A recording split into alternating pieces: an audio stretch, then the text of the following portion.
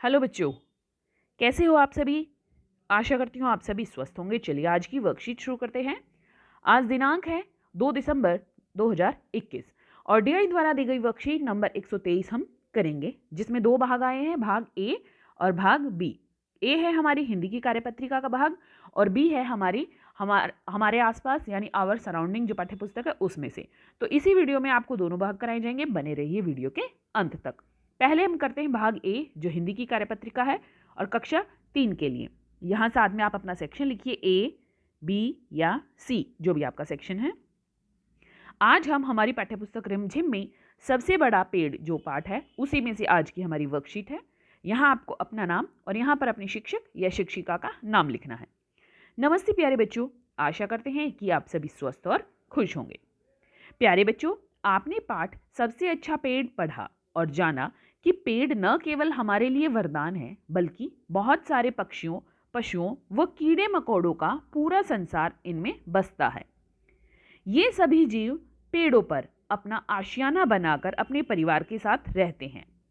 आइए पेड़ों की महत्ता को अच्छी तरह से जानने व समझने के लिए नीचे दिए गए प्रश्नों के उत्तर लिखते हैं।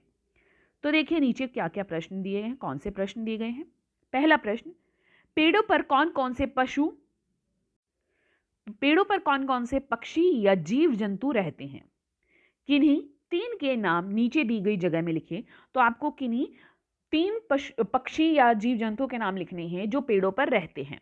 तो कौन कौन से पशु जो हमारे यहाँ पर जीव जंतु है वो रहते हैं। गिलहरी, और गिलहरी के साथ आप क्या लिख सकते हैं, चिड़िया। चिड़िया हमारी कहाँ रहती है, पेड़ों पर, चिड़िया।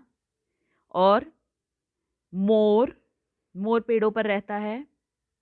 और कौन सा, आप कबूतर लिख सकते हैं, तोता लिख सकते हैं, क्योंकि ये सभी पक्षी जो है इनका घर कहाँ होता है, ये पेड़ों पर ही अपना घर बनाते हैं ज़्यादातर।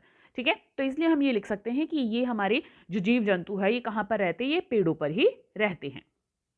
आगे देखिए, रबड़ से बनने वाली किन्हीं 3 वस्तुओं के नाम लिखिए। तो रबड़ से बनने वाली कौन कौन सी चीज़ें हैं, बहुत सारी चीज़ें हैं जो रबड़ से बनती हैं। जैसे जो पहिया है गाड़ियों का, टायर जिसको बोलते हैं, वो रबड़ से बनता है।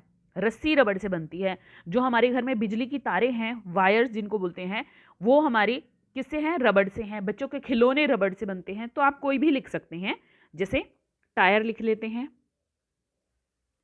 टायर, खिलौने,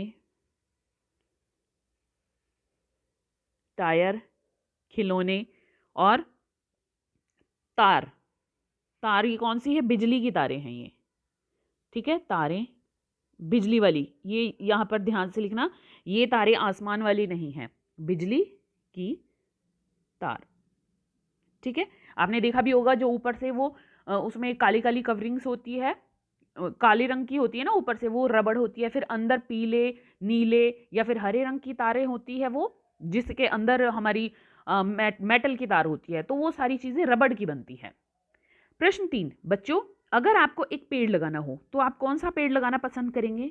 यह भी बताइए कि आप वही पेड़ क्यों लगाना चाहते हैं। तो ये प्रश्न आपको स्वयं लिखना है कि आपको अगर कोई एक पेड़ लगाना है तो आप कौन सा पेड़ लगाएंगे, आम का, नींबू का, अमरूद का, या किसी और फल या सब्जी का, किसी चीज़ का पेड़ या पौधा आप कौन सा लगाना चाहेंगे और क्यों लगाना चाहेंगे। जैसे आपने पाठ पढ़ा, इसमें केले का पेड़ है, आम का पेड़ है, तो वो बताते हैं कि हम इसे क्यों लगाना चाहेंगे। इसी तरह से आपको बताना है कि आप कौन सा पेड़ लगाना चाहेंगे और क्यों लगाना चाहेंगे। प्रश्न 4, नीम के पेड़ के विभिन्न अंगों को कई तरीकों से उपयोग में लाया जाता है। नीम के फल व पत्तियों का के उपयोग लिखिए। तो यहाँ पर देखिए, नीम का जो पेड़ है वो बहुत लाभदायक होता है।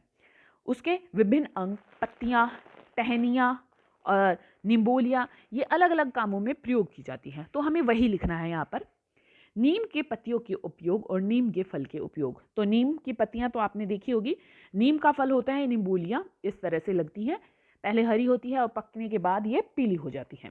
ठीक है, तो नीम की पत्तियों का हम क्या करते हैं, जब हमारे पेट में खराबी होती है, पेट खराब हो जाता है जैसे, तो हम क्या करते हैं, नीम की पत्तियां खा लेते हैं। हमारी त्वचा के लिए भी नीम की पत्तियां खाते हैं।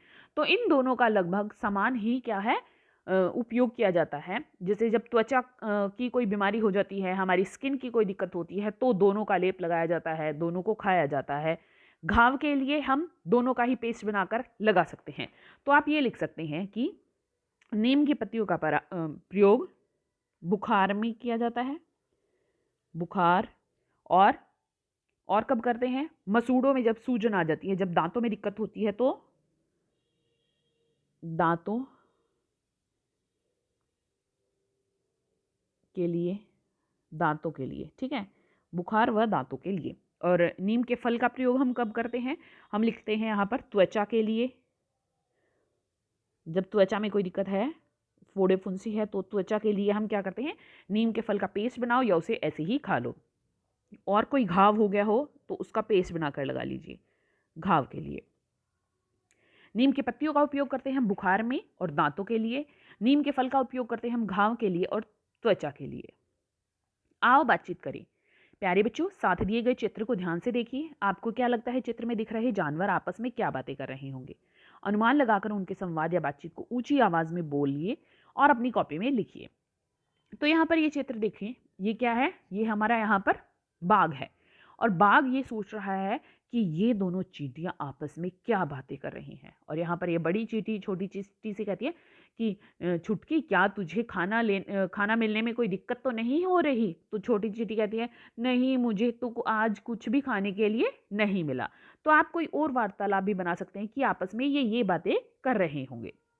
अभिभावकों के लिए सुझाव है, बच्चों को बता सकते हैं कि पेड़ों के सूखे पत्तों को किस प्रकार उत्तम कोटि की खाद बनाई जा सकती है। पेड़ों की जो सूखे पत्ते हैं उससे किस प्रकार से उत्तम कोटि की खाद बनाई जा सकती है। साथ ही उन्हें खाद बनाने के लिए भी प्रेरित किया जा सकता है। जैसे जो पेड़ों की सूखी पत्तियां होती हैं उन्हें कहीं नहीं फेंके और उन्हें एक साथ इकट्ठा करते रहे, कुछ समय के बाद वो गल सड़ जाएंगी और उससे बहुत अच्छी खाद बन जाती है। या फिर जहां पर पेड़ है उन्हीं के नीचे उन्हें सूखी पत्तियों को डालते रहिए, उससे भी वो अपने आप डिकम्पोज होकर गल सड़ कर खाद बन जाएगी। तो बच्चों, आपको कार्यपत्रिका मजेदार लगी ना? अब बताइए आज आपने क्या नया सीखा। आज का कोविड का मैसेज है, हमें अपने हाथों को साबुन व पानी से नियमित रूप से धोना चाहिए, तभी हम कोरोना से सुरक्षित रह सकते हैं। आज की हिंदी की वर्कशीट यहीं पर खत्म होती है। अब देखिए ईवीएस की वर्कशीट। देखिए ये है हमारी ईवीएस की worksheet 123B, EVS worksheet for class 3। Looking around जो हमारी टेक्स्ट बुक है उसमें से फ्लाइंग हाई यूनिट 8 है, वहां से ली गई है। यहाँ आपको अपना नेम और यहाँ अपनी टीचर का नेम फिल करना है। नमस्ते प्यारे बच्चों, हम आशा करते हैं कि आप सभी स्वस्थ और सुरक्षित होंगे।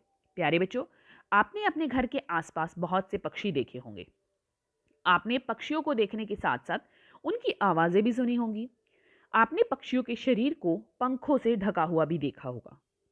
क्या आप जानते हैं कि पक्षियों के पैर टेढ़े मेढ़े होते हैं, उनके दांत भी नहीं होते। सभी पक्षियों के रहने का स्थान एक दूसरे से भिन्न होता है, जैसे पेड़ों पर, पानी में, जमीन पर इत्यादि। तो आइए बच्चों, आज हम पक्षियों से जुड़ी कुछ जानकारियां प्राप्त करते हैं। देखिए क्या है ये। भाग 1। बच्चों, नीचे आपको पक्षी के शरीर के विभिन्न अंगों को दर्शाते हुए एक चित्र दिया गया है। संकेत बॉक्स की सहायता से पक्षी के विभिन्न अंगों को पहचान कर इनके नाम क्रमानुसार अपनी कॉपी में लिखिए। तो आप क्या कर सकते हैं, ये चित्र अपनी कॉपी में बनाइए, ये वाला, और जो संकेत बॉक्स में शब्द दिए हैं मैं उनको बताती हूँ तो कौन सा अंग कौन सा है, ठीक है। जैसे, और फिर आप ये चित्र बनाकर, ये चोंच है जैसे मान लिया, तो यहां पर आप लिखेंगे चोंच यानी बीक, ठीक है। इस तरह आप हिंदी या इंग्लिश किसी में भी लिख सकते हैं। देखिए जो सबसे पहला है सबसे ऊपर, तो ये कौन सा है? ये है सिर। ये क्या है? ये सिर है सबसे ऊपर, ये है हमारा पहला अंग। दूसरा देखिए ये है आंख। कौन सा अंग है ये? ये है आंख। तीसरा देखिए, तीसरा है ये है चोंच, बीक। और चौथा देखो यहां पर, ये है यहां, तो ये क्या है इसकी? ये छाती है, चेस्ट है।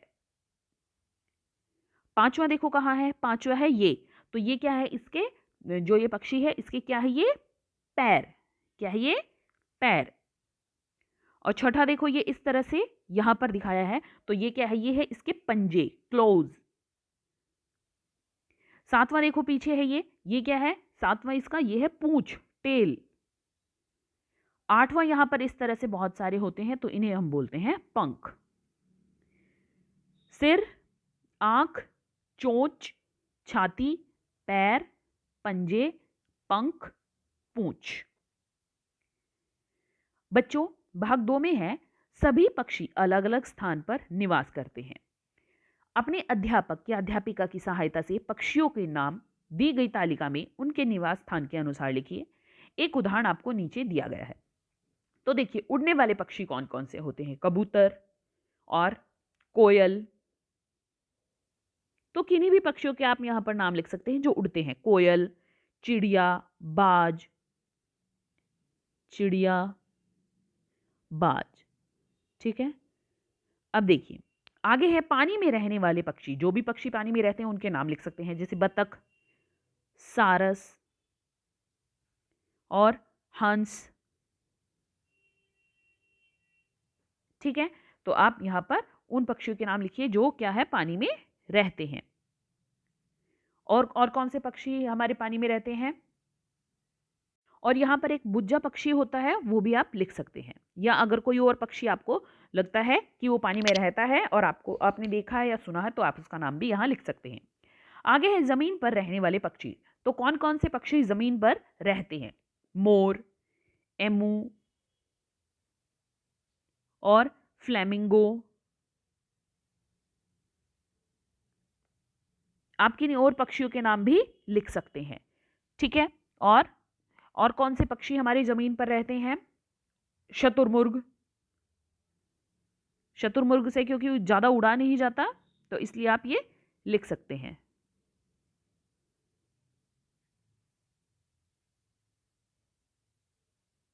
ठीक है, शतुरमुर्ग। आगे देखिए, एक्टिविटी है घर में उपलब्ध कागजों की सहायता से अपना पसंदीदा पक्षी बनाएं। जैसे हमने तोता बनाया है, एवं अपने अध्यापक या अध्यापिका के साथ साझा कीजिए। तो इस तरह से रंग बिरंगे कागजों का प्रयोग करके आपको क्या करना है, कोई पक्षी बनाना है और उसे अपने अध्यापक या अध्यापिका के साथ साझा करना है। अभिभावकों के लिए सुझाव है, बच्चों को घर के आसपास दिखने वाले पक्षियों की पहचान कराइए एवं उपरोक्त गतिविधि में उनकी सहायता कीजिए। आज का कोविड का मैसेज है कि जब भी हम घर से बाहर जाएं, हमें सोशल डिस्टेंस मेंटेन रखना चाहिए, तभी हम कोरोना को हरा सकते हैं। आज की वर्कशीट यहीं पर खत्म होती है बेटा, फिर मिलते हैं एक नई वर्कशीट के साथ। तब तक के लिए अपना ध्यान रखना। धन्यवाद।